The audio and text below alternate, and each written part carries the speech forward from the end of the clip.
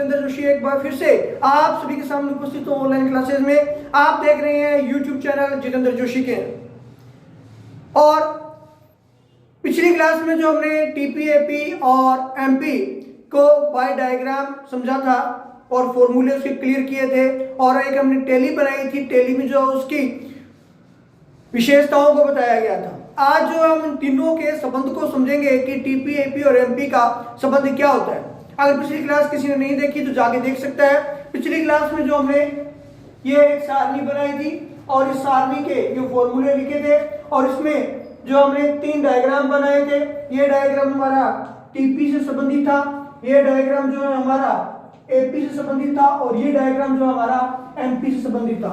अब जो हम इन तीनों डायग्राम का संबंध समझने वाले हैं कि इनका संबंध एक दूसरे से कैसा रहता है, इनका एक दूसरे के प्रति बिहेव कैसा रहता है।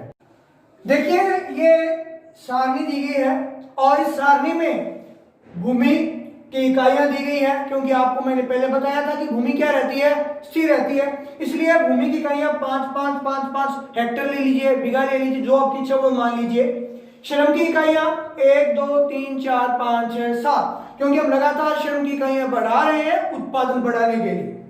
होता क्या है कि जब हम श्रम की इकाइयां बढ़ानी शुरू करते हैं तो हमारा उत्पादन भी, कुल उत्पादन भी बढ़ना शुरू होता है, और कुल उत्पादन 0 5 12 21 28 30 और 28 इस तरह से बढ़ता है, क्योंकि एक क्षमता के बाद में टीपी जो है वो स्थिर आ जाता है, क्योंकि हम हमारे जो है उत्पादन की अधिकतम सीमा तक पहुंच जाते हैं, और उसके बाद में हमारा कुल उत्पादन गिरना शुरू होता है।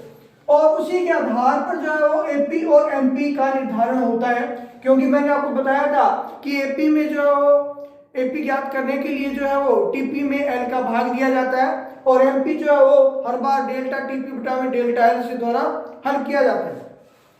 अब इन तीनों के संबंध को हम किस तरह से समझ सकते हैं, उसके लिए हमें एक डायग्राम बनाना होगा, जो कि तीनों का डायग्राम इकट्ठा बनेगा। तब आप को जो है वो स्थितियां क्लियर हो पाएंगी कि क्या स्थितियां होने वाली थी और क्या होनी चाहिए। तो यहां जो है वो पहले हमने टीपी, एपी और एमपी लिया था। अब यहां पे हम टीपी, एपी एंड एमपी तीनों साथ लेंगे। यहां जो हमारी लेबर यानी श्रम की इकाइयां लेबर यूनिट्स रहेंगी, तो लेबर यूनिट्स 1 से लेकर 7 तक है।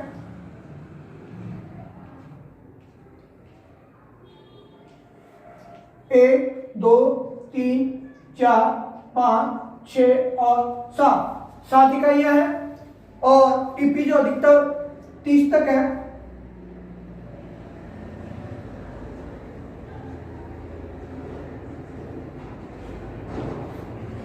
पांच 10 15 20 25 30 और 35। पहले हम टीपी बनाएंगे, फिर एपी और फिर एमपी, और उन तीनों के आधार पर जो इन तीनों के संबंध को क्लियर करेंगे। तो पहले एपी 1 पे 5 है, फिर 2 पे 12 है, 3 पे 21, 4 पे 28, 5 पे 30, 6 पे भी 30 और 7 पे 28।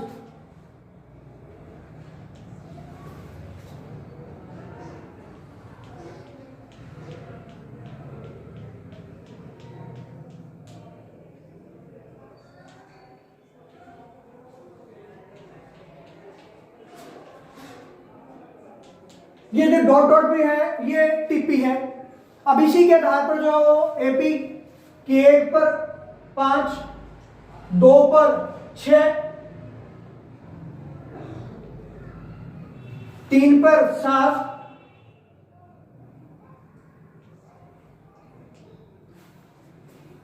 4 पर भी 7, 5 पे 6, 6 पर 5 और 7 पर 4।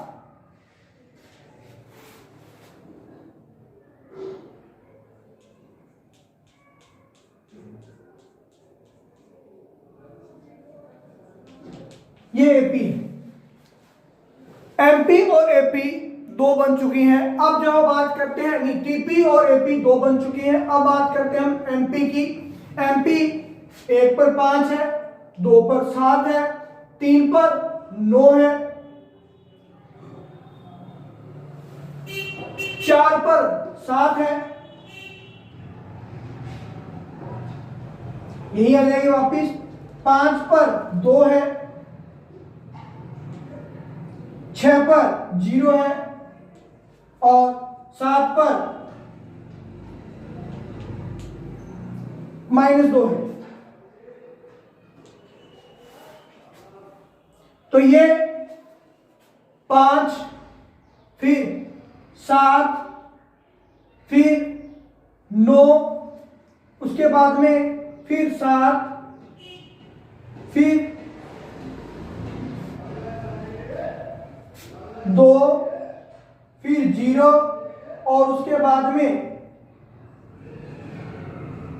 -2। ये जो है वो एमपी।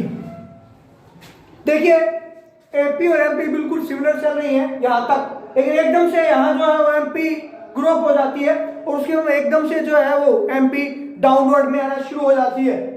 कहा जब इकाइयां अधिकतम थी तब क्या स्थिति थी? जब दूसरी बार अधिकतम इकाई होती है तो उस स्थिति में देखिए क्या स्थिति थी। उस स्थिति में जो है वो एमपी 0 थी, लेकिन एमपी 0 थी और एपी जो है वो गिर रहा था, जबकि टीपी अधिकतम थी। तो नंबर 1 लिखते हैं कि टीपी अधिकतम, तो एमपी क्या थी? 0 और एपी घटती हुई। उसके बाद में जब एमपी अधिकतम थी तब क्या था? जब एमपी अधिकतम थी यूनिट 3 पे, तो उस स्थिति में देखिए टीपी बढ़ रही थी, टीपी में बढ़ोतरी, एमपी अधिकतम और एपी। अब यहां देखिए आप कि जब ये 9 थी तब एपी क्या था? एपी 5 बड़ी 1 बड़ी 6 1 बड़ी 7, यानी कि यहां जो है वो एपी भी क्या थी? बढ़ती हुई थी। एपी भी क्या थी? बढ़ती हुई थी। तो दो रिलेशन आपके हो चुके हैं कि जब टीपी अधिकतम होती है तब एमपी 0 होती है, लेकिन एपी जो है स्थिर गति से गिरती हुई होती है। दूसरी स्थिति, जब एमपी अधिकतम होती है तब टीपी में बढ़ोतरी हो रही होती है और एपी भी बढ़ती हुई होती है। तीसरी स्थिति आती है जब एमपी 0 होती है, तब टीपी गिरती है और एमपी -2 यानी कि ऋणात्मक होती है, लेकिन एपी गिरती हुई होती है। पहले आप इसका स्क्रीनशॉट ले लीजिए।